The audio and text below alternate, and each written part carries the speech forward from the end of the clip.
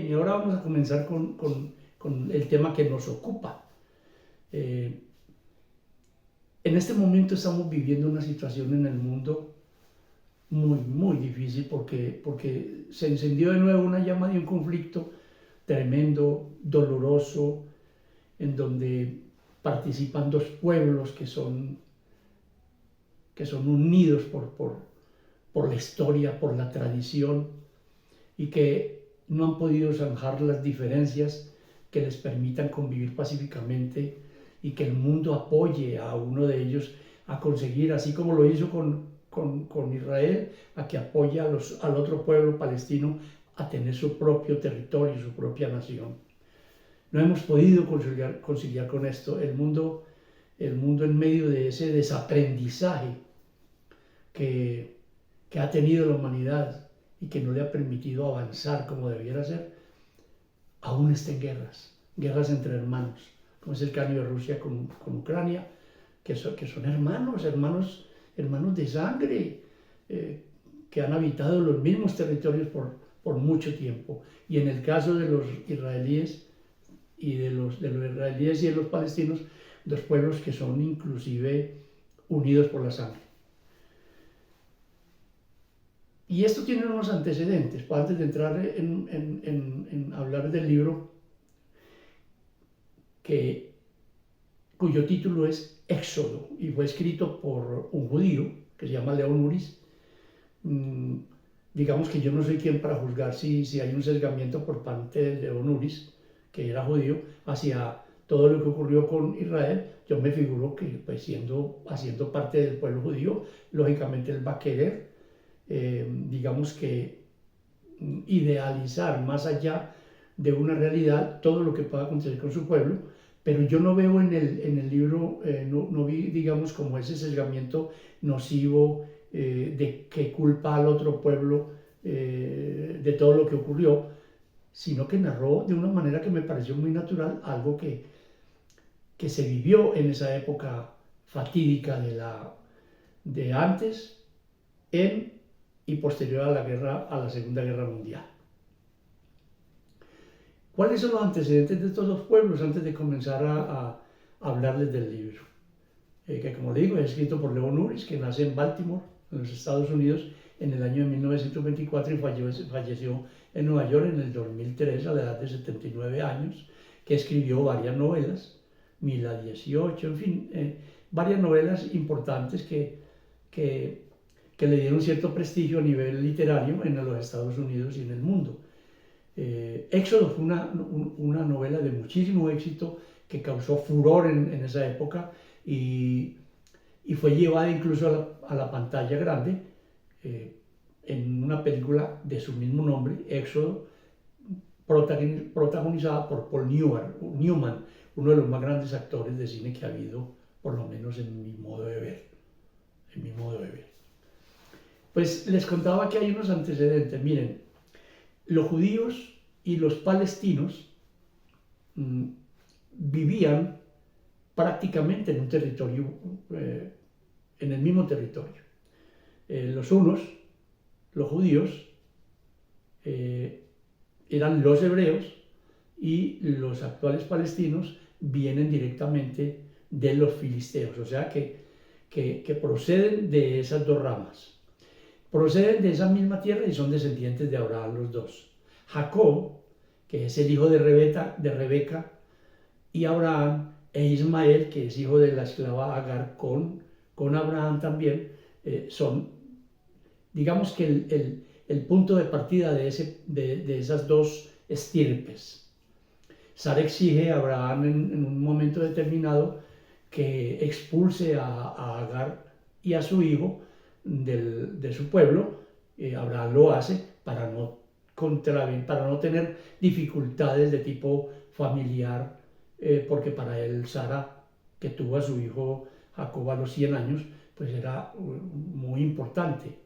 Y quizás el tipo o la forma como se manejaban las cosas en esa época era así, y con cierta facilidad se desprendían de un hijo. Yo no lo podría saber. Lo cierto es que estos descendientes de Jacob y Sara, dan origen a lo siguiente. Jacob da origen a los judíos e Ismael, y su nombre es Israel, que significa pueblo, que significa humanidad. Digamos que fue asignado ese nombre de Israel, se lo asignaron a él después de haber tenido, según la Biblia, después de haber tenido una lucha con un ángel, y en vista de que le ganó la lucha al ángel, entonces le dieron el nombre de Israel. Ismael, que es el hijo de Agar con Abraham, el hijo de la esclava egipcia, dio origen a los ismaelitas, a 12 tribus de ismaelitas también, de donde proceden los palestinos y que con el tiempo hacen parte del islamismo. El islamismo nace, creo que unos 300 años después del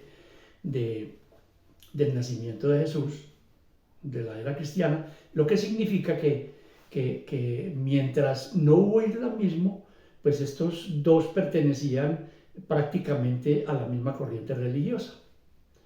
Ocupan los mismos territorios que están encuadrados en la antigua Mesopotamia. Incluso hay una batalla famosa que narra la Biblia que digamos que es como, digamos que podríamos tomarlo como un punto de partida de este terrible enfrentamiento que ha durado tantos siglos, y es la famosa batalla de los hebreos con los filisteos, en donde David vence a Goliat, que era como un gigante, era un hombre de un desarrollo físico impresionante y nadie podía con él, y David, ustedes lo saben muy bien, con una onda, pues lo bajó de la nube, como se dice. Y con todo y esos encontrones, ellos han vivido relativamente en paz. A los israelitas los echaron hasta de la casa, pues, que los echaron de todas partes, los egipcios los echaron, los romanos los echaron, después no los querían recibir por ninguna parte. En Europa fueron discriminados de una forma tremenda, fueron odiados y vituperados yo diría, y lo dije en otro libro que comenté, yo diría que hay allí como una envidia de parte de los otros pueblos por que es, carajo, de unos alcances de éxitos tremendos en todas las áreas humanas, y esto le ha dado como una preponderancia grande, porque ha tenido figuras que han mostrado esa capacidad de ellos para salir adelante en cualquier situación, para crear, para muchas cosas que han logrado. Esto no quiere decir que los palestinos sean gente que no tiene capacidad, no, han vivido digamos que una vida diferente, vivían en lo que ellos han considerado siempre y consideran aún su tierra, que es la Palestina actual. Y los judíos han mantenido siempre, digamos que un mandato religioso que viene, según la Biblia, de Dios cuando le promete a Abraham una tierra donde brotará leche y donde brotará toda clase de alimentos y plantas, y donde podrá tener toda clase, mejor dicho, un paraíso. Esa es una promesa que le hace. Y ustedes lo saben muy bien, Moisés condujo a toda esta gente hasta esa tierra prometida. Él no pudo estar en la tierra prometida porque recibió una sanción debido a un error que cometió, pero no nos vamos a meter en ese paseo tan profundamente, porque lo que quería era mostrar un antecedente. Entonces decía que conviven relativamente en paz hasta que comience ese dominio inglés con el famoso protectorado, que eso fue a raíz de la Primera Guerra Mundial, cuando los ganadores de esa Primera Guerra Mundial se repartieron las tierras en los países a su acomodo, como les dio la gana, porque habían unos intereses económicos muy grandes, y porque esa ansia de poder, esa ambición desbordada de los ingleses y de los franceses y de los belgas inclusive, que estuvieron en mucha parte de África, ellos repartieron todo eso y dejaron, digamos que se convirtieron dizque en protectores, Y en esas tierras todavía quedaban judíos abran, nacidos allá en esa tierra. Y estaban los que actualmente se denominan palestinos, árabes que vivían en descendientes de Ismael que vivían en esa tierra y que esa era su tierra, era esa su tierra. Porque no podemos desconocer esa realidad, era esa su tierra. Europa que ha sido dominadora y que ha sido colonizadora por excelencia, hizo una repartición tremenda que inclusive en este libro lo muestran claramente cuando citan al famoso Balfour, que fue el que dio la idea de la repartición de las tierras en donde queda hoy Israel y Palestina, de manera que fue una cosa impuesta a la hora de la verdad. Bueno, pero continuamos. Antes de la Segunda Guerra Mundial, ya había llegado a esta tierra de Palestina, ya habían empezado a llegar unas migraciones de judíos europeos que llegaron por el Líbano y que, como han sido tan prósperos, llegaron comprando tierras, iban comprando tierras, pero convivían con los palestinos de manera normal.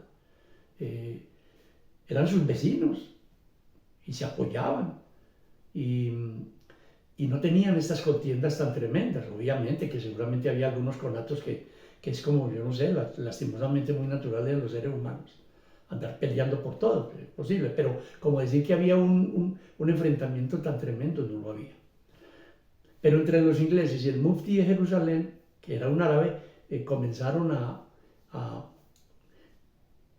presionar para que los palestinos comenzaron a desarrollar una enemistad muy grande contra los judíos, y allí es donde prácticamente comienza esta novela. Esa migración,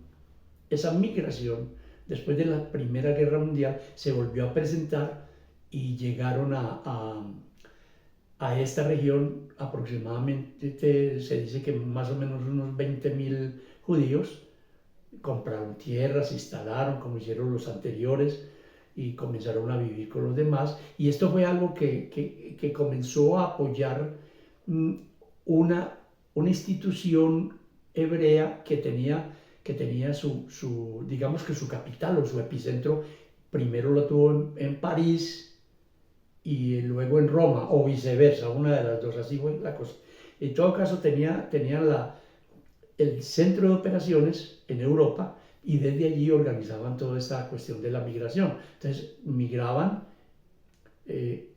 judíos de Europa, de Polonia, de Checoslovaquia, en fin, hacia la tierra prometida, porque el judío siempre ha tenido en su espíritu, en su religiosidad, el hecho de querer ir a su tierra original, a la Israel de sus abuelos, de sus ancestros, y es prácticamente como un mandato que ellos tienen allí.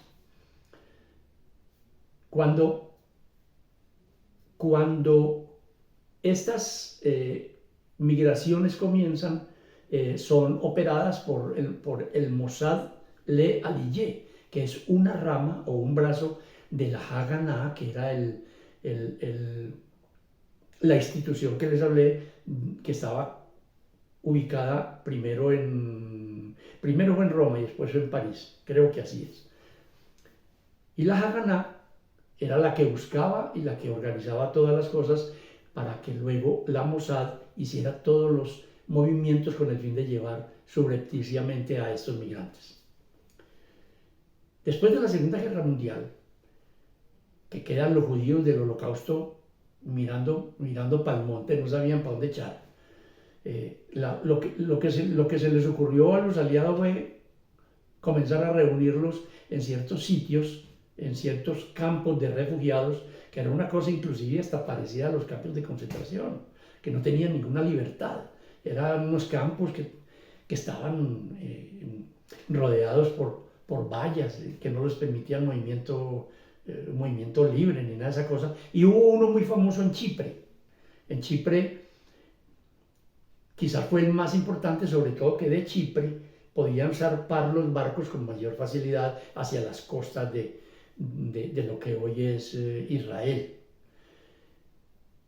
Estos judíos, que eran apoyados internacionalmente por sus correligionarios o por sus compatriotas, aunque todavía no había una patria establecida, compran muchos barcos para llevar gente y entre ellos compran uno que se llamó el Éxodo. Eso es el barco de la novela. Yo no sé si, sinceramente, no me detuve a mirar históricamente si ese barco existió o no.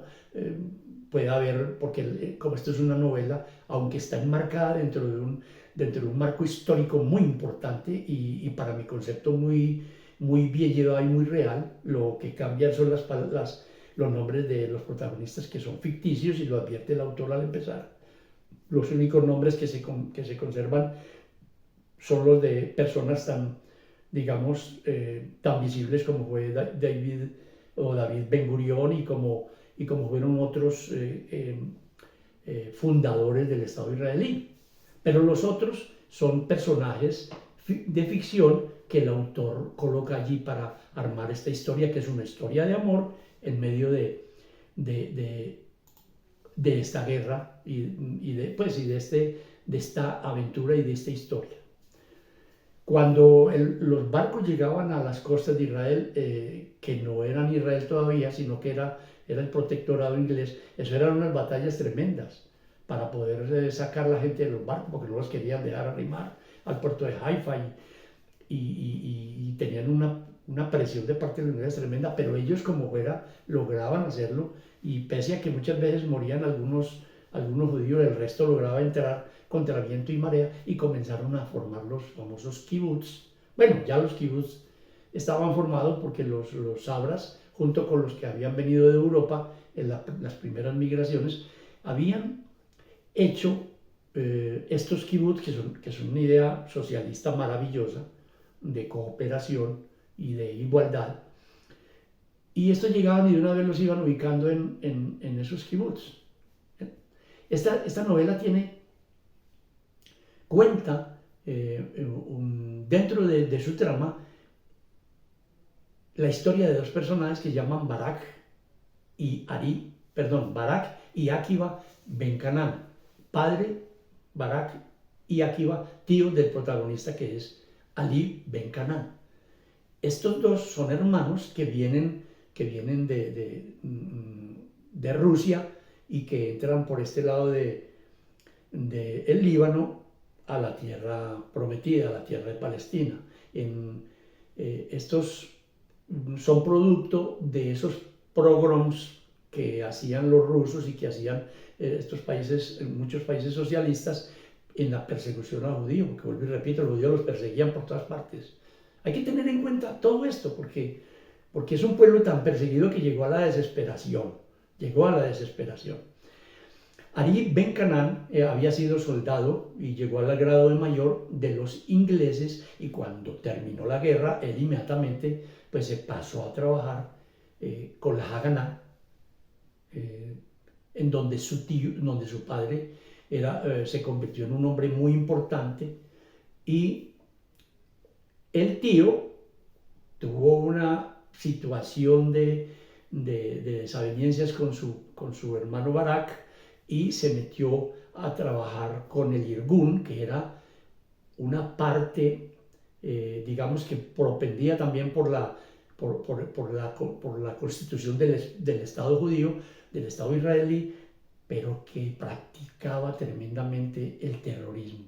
Es que el terrorismo no es, digamos que no es propiedad de ninguno de los actores de violencia de este mundo.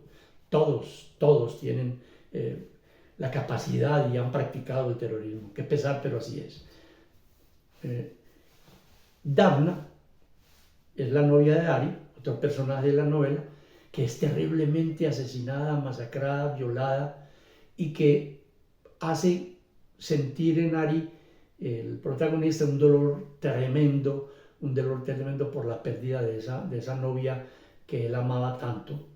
Y aparece en escena de la novela otro de los personajes importantes, que es Kitty Freeman, una enfermera americana que llega, que se va a apoyar a los refugiados que estaban en Chipre, porque sentía esa necesidad, además como para ocultar un dolor que traía por una situación con una hija, y se va para allá a ayudar, a apoyar a los judíos que estaban en ese centro de refugiados. Kitty Freeman y Ari con el tiempo se convierten ese es el amor que yo les decía, se convierten en novios y tienen un amor que por momentos se vuelve poco traumático y toda esa cosa, pero terminan al fin y al cabo en el amor. Hay otro personaje que es Dov Landau. Dov Landau es un niño judío que es recluido en un campo de concentración, no recuerdo en este momento cuál fue, pero que es Dov Landau cuando se produce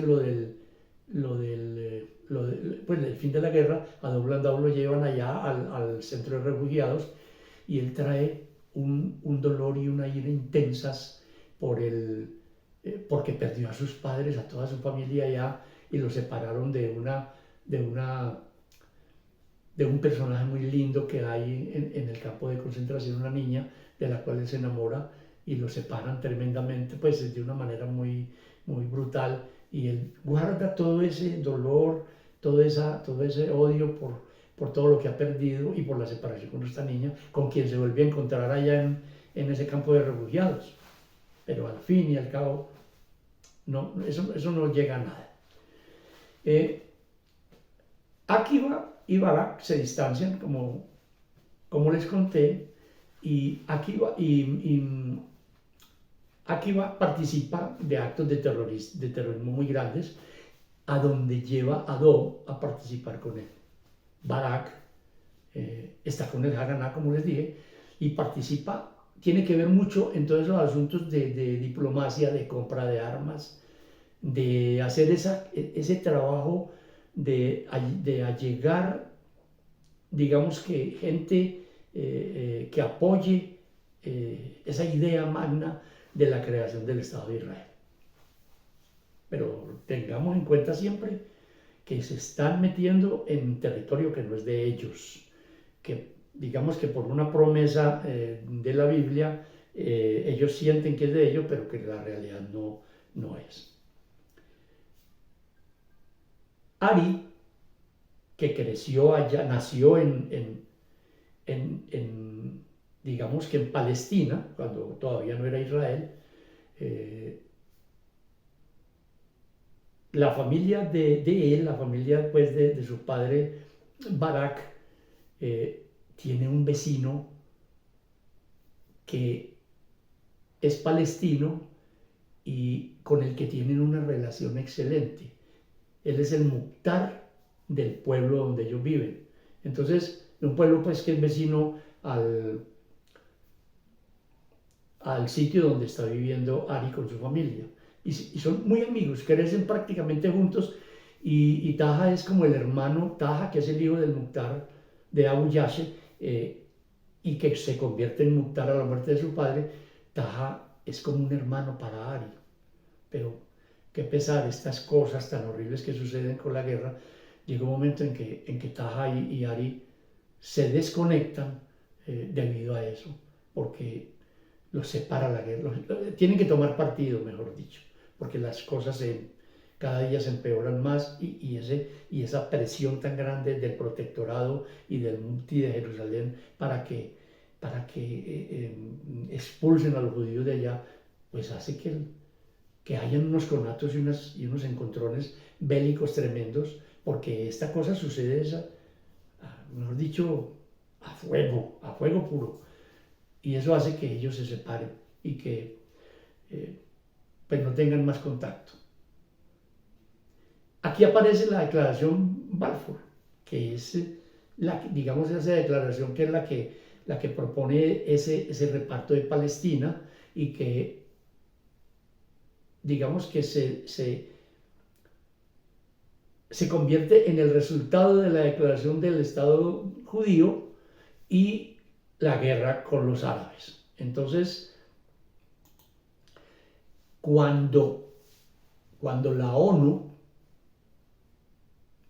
aprueba esa separación, ese reparto, en donde dejan esa franja de Gaza que hoy es digamos, el carbón encendido de esta contienda, dejan esa Gaza ahí de Gaza separado por el Estado de Israel, por Israel separado, que la mitad está Israel y luego está Cisjordania, donde están los otros palestinos.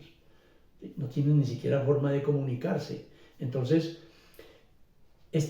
cuando la ONU propone esto, al año siguiente, rápidamente, los judíos se declaran independientes y declaran la creación del Estado de Israel. Ya ellos habían hecho un trabajo grande de reconocimiento internacional y comienzan a tener ese reconocimiento y a hacerse fuertes como país. Ahí es donde se prende una guerra tremenda,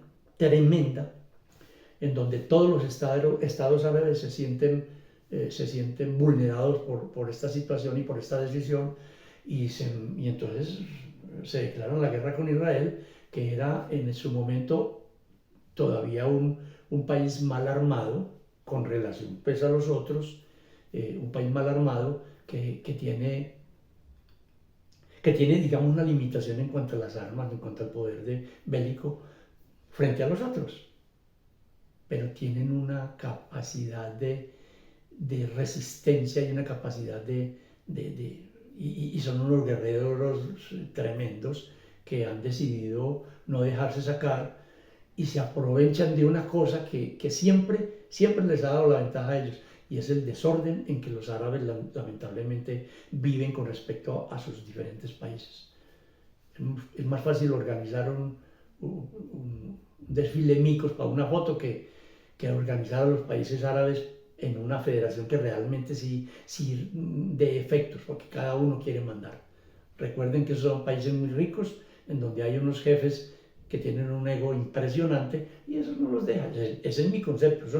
Esto no es, pues, no quiere decir que sea así, a lo mejor no es así, pero eso es lo que yo siento. Esto es lo que está sucediendo hoy. Entonces, este libro cuenta todas esas cosas que yo les he mencionado y mucho más, porque, vuelvo y le repito, tiene una trama que es una novela, que tiene mucho de ficción, pero que está encuadrada, como les dije al principio, en un evento histórico que lo narran muy bien. Ahí ustedes van a encontrar cómo fue que sucedió esa votación, qué fue lo que pasó cuando se armó esa guerra tremenda de los israelíes con los árabes porque se declararon independientes, y colorín colorado. Hasta aquí les dejo porque es importante que ustedes lean el libro. ¿Por qué es importante leer este libro ahora mismo? Porque hay creada una gran inquietud para saber quién tiene la razón, quién no. Yo voy a dar un concepto personal. Es muy jodido para una persona decir estoy con los israelíes o estoy con los palestinos, porque hay de por medio un sistema al cual le sirven mucho las guerras, porque venden armas, porque causan desestabilización, en fin, una cantidad de cosas que no permiten que haya la paz que requiere el mundo. La humanidad no ha podido aprender. La humanidad vino a este mundo a gozar, vino a este mundo a disfrutar de este paraíso maravilloso que nos dieron como tierra. Pero decidimos que nos teníamos que aprovechar de ella y apoderar de ella. Y nacieron todas las fronteras que hoy en día hay, nacieron todos los parámetros que han sido señalados como, digamos, como mapas geográficos que separan a los países. Nacieron esos puestos esos puestos fronterizos donde no permiten la entrada fácilmente de una persona de un país a otro. Todo esto, caramba, que es tan abominable. Entonces, decir, me voy con los israelíes o me voy con los palestinos, muy jodido. Yo en Barranquilla, en la costa hay mucha gente árabe, hay muchos palestinos y me tocó trabajar con muchos de ellos en mi trabajo de ventas. Y claro, cada uno guardaba digamos, sus ideas y ¿cómo se llama eso? Sus prevenciones con respecto al otro, pero convivían en paz, hacían negocios y hacen negocios todavía y todo eso, pero en el momento en que se despierta una confrontación de ellas, de esta magnitud, tienden a hacer como una especie de distanciamiento que perjudica sus negocios y toda esa cosa. Gracias a Dios, estos amigos, tengo varios amigos en ambos bandos y los quiero mucho a todos y me da mucho dolor saber que sus familias, que sus ascendientes, que sus ancestros están metidos en una guerra en donde están muriendo niños, ancianos, enfermos que estaban en hospitales y los están rematando. Pero es de lado y lado, porque lo que hicieron los palestinos no es para aplaudir, y tengo que decirlo, lo que están haciendo los israelíes tampoco es de aplaudir. Le pido a nuestro Creador que ilumine a esta gente para que algún día llegue la paz y puedan convivir en paz. El mundo necesita paz. De manera que unamos nuestros corazones para que algún día la humanidad pueda vivir en paz. De acuerdo a la historia, es casi una utopía pensar en eso. Es casi una utopía, porque ese virus de la ambición y la codicia es más fuerte que el deseo de paz. Recuerden, les voy a mostrar el libro Éxodo de León Uris. Ese libro muy bacano que lo van a gozar, lo van a disfrutar, van a aprender muchas cosas y se lo recomiendo ampliamente. Se lo recomiendo ampliamente. Recuerda, si no te has suscrito, recuerda que ahí abajito del recuadro está la campanita para que te suscribas y me apoyes a continuar con estos videos. Espero que les estén gustando, que esté llegando a sus corazones. Yo lo hago sin una preparación previa. Yo procuro decir lo que salga de mi corazón, lo que esté aquí adentro, porque yo no soy un crítico literario. También les recuerdo que me den sus me gusta, me encanta sus me gusta, eso me anima muchísimo. Que Dios nos dé la paz. Gracias.